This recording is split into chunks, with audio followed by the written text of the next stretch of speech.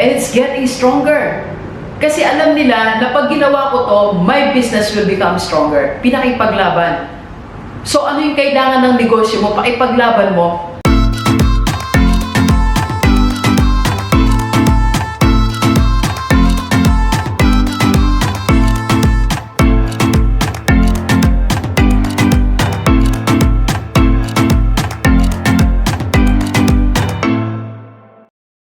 Positive Day Delivers, this is Dr. Gigi Sunga from My Game Change Project. Magandang hapon sa lahat ng mga Delivers natin. And sa first time mo tayo panood sa YouTube channel, thank you very much.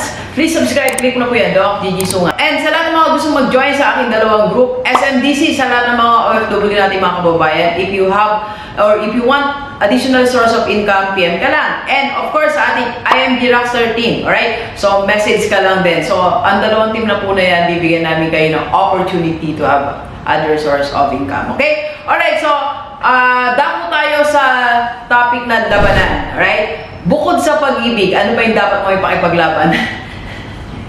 Ano pa rin? Bukod sa pag-ibig, ano pa yung dapat mo ipakipaglaban? Diba? At syempre, ang number one siguro sagot natin dyan ay negosyo. Pero alam nyo po ba, sa negosyo, may mga stages din ng business natin na ipinakikipaglaban. Bawat stage pinakikipaglaban. Tandaan po natin yan. Bawat para lang buhay yan.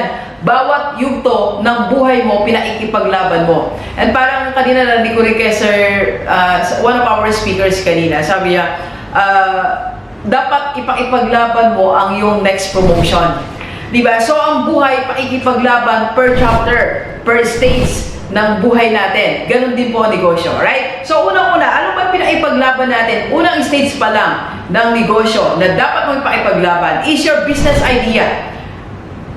Naalala ko yung kwento ng National Bookstore, si Ma'am Socorro, di ba? So, alam niyo po ba nag-start yun? During, I think, Japanese era ang start. And during the Japanese era po, may censorship po sa when you are selling books and other reading materials. Parang gano'n ang story. Pero alam nyo, nagkaroon siya ng idea to sell books. Imagine the beginning, that idea na ipinakipaglaban ni Ma'am Socorro.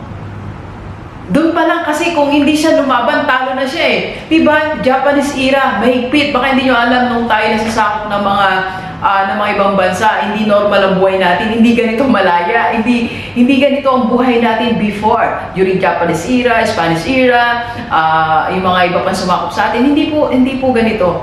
Pero siya, during that time na mahirap magnegosyo, and that idea is somewhat contrary to the present situation, pero hindi niya give up, pinaipaglaban niya.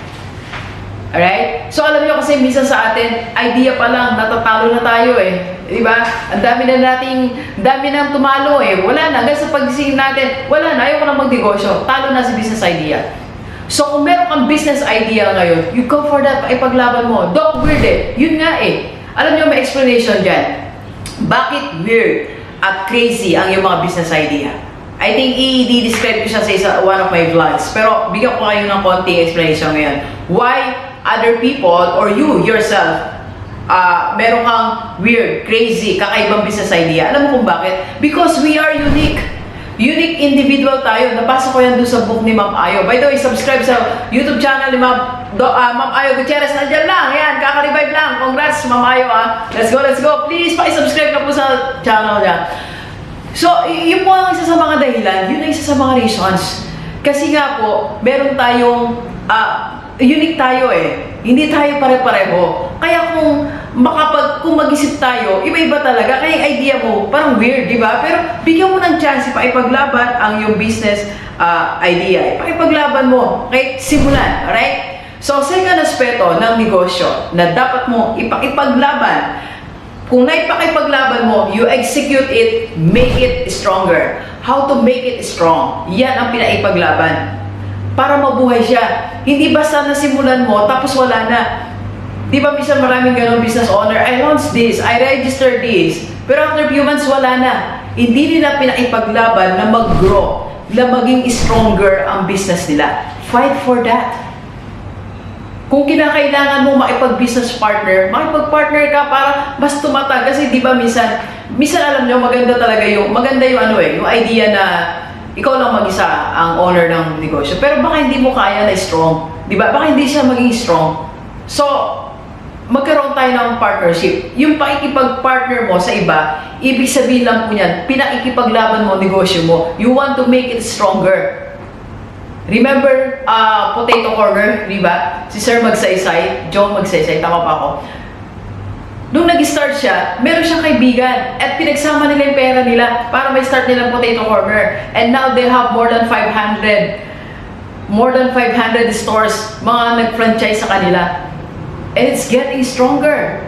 Kasi alam nila na pag ginawa ko to, my business will become stronger. Pinakipaglaban. So ano yung kailangan ng negosyo mo? Pakipaglaban mo. Partnership, pakipaglaban ng partnership. Alright? So, pondo, pakipaglaban ng pondo natin. Di ba? Pakipaglaban yung lugar. Kung gusto mo na mas magiging matibay kasi ang negosyo ko kung nasa city. Ipakipaglaban mo yan kung saan mo gusto. Dok, kasi ang negosyo ko siguro mas magiging stronger siya pag nasa prime location siya. Ipakipaglaban mo yung prime location. Kagaya ito po, itong aming building na ito, ang aming business, itong lugar namin, Rockstar Holding Corporation. Nasa prime location kami dito sa Balanga. At pinarenovate natin to, mas malaki din ang gastos natin. Isa sa mga reasons, isa sa mga nagtanggol talaga dito, nakipaglaban, Sir Ace. Nag-usap kami, sabi niya, Dok, kailangan maganda yung office natin kasi ikaw si Rockstar. Pakipaglaban. To make it stronger. So, saan dapat nakalugar ang iyong negosyo? Pakipaglaban mo yun. Kung bagay siya sa city, go to the city. Kung bagay siya sa bayan, go to the bayan. Kung bagay siya sa ganitong klase ng pwesto, dapat ito yung katabi niya. Pakipaglaban mo yan. Kasi pag hindi mo yan sinimulan dyan, dyan na yan. Pero pag sinimulan mo lang nakaangat, angat agad talaga yan. Okay? So, make your business stronger. Fight for it. Right? And number 3 po. Number 3 na dapat natin pa na ipaglaban sa ating business is the brand of your business. Ipakipaglaban mo yung brand na gusto mo. Paano ka gustong makilala? Yung quality mo. Kung hindi talaga sa ipasadong ganyang produkto, out it.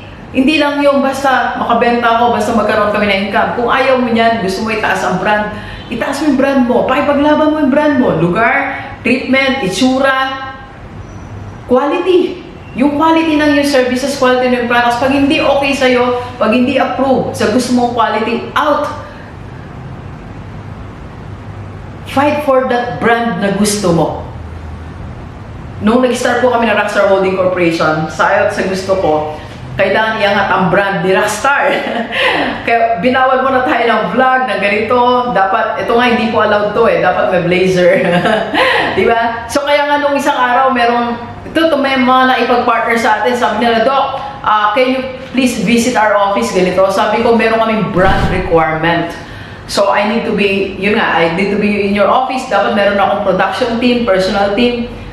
Kasi ito yung brand namin, pinaipaglaban ko. Pag hindi sila agree, wala akong magawa, di ba? Kasi ito yung namin, ito yung para sa business namin Alright? Fight for that brand. Ano yung brand na gusto mo? Taasan mo yung level ng mo. Pakipaglaban mo yung negosyo mo. Tsaka na di ba? Exist mo na yung gusto mo. Execute what you want. Right? And last po, na dapat mong pinaipaglaban sa negosyo mo is your expansion. Expansion ng business mo. So kung ka-franchise mo na yan. Kung dapat meron na siyang branch, mag-branch out ka na. Kung kinakailangan mag-training ka na. Fight for the expansion of your business. Ilang business owners na po nakakausap ko? Tatlo na gusto nila talaga mag-expand. Sabi, nag-usap kami, may expenses and all that, pero gusto talaga nila. Sabi ko, then fight for it. Gagastos ka ng million sa pagpapa-franchise because of these papers. Merong consultancy. Gagastos ka ng ganito for the training. Sige lang, go. Kasi yan ang gusto mong negosyo. Yan ang deserve ng business mo. Kaya nga po nung nag-meeting kami ni Ma'am Joyce last year, during pandemic, kasi nag-decide po siya na ipa-franchise ang Dr. Spin. So, nag-partner po kami. So, nag-undergo ng mga training, series of webinars. So, madami masyadong pinagdalan si Ma'am Joyce. So, until such time na ngayon, ready na kami. So, yun kasi yung brand ni Ma'am Joyce. Yun ang quality. Yun ang meron siya. Kasi pinaghirapan niya ng more than 2 years ang kanyang Dr. Spin laundry niya. So, ngayon, ready na for franchise. So, franchise na kayo. Diba? So, yun ang mga dapat nating ipaglaban sa negosyo mo. So, tanong ko sa'yo, ipinakipaglaban mo na ba ang business idea mo? Kaya wala tayong business hanggang ngayon eh, hindi natin na ipakipaglaban. O may business ka na, pero hindi siya umunlad, hindi tumaas ang brand, hindi tumaas ang quality, kasi nga hindi natin na ipakipaglaban. Fight for it. Okay, yan ang aking challenge. So again, I'm waiting for you. Dr. Spin Laundry for franchise. PM lang kayo. IMG Rockstar, PM ka lang. SMDC, PM ka lang. And don't forget, subscribe kay Ma'am Ayo Gutierrez. Yes, let's go, let's go. Okay, so please share this video sa lahat ng kaibigan natin. Kahit OFW o dito sa Pilipinas para sama-sama tayo mabago tumula natin buhay. Thank you very much, Universe. Enjoy the rest of the day and let's go, let's go.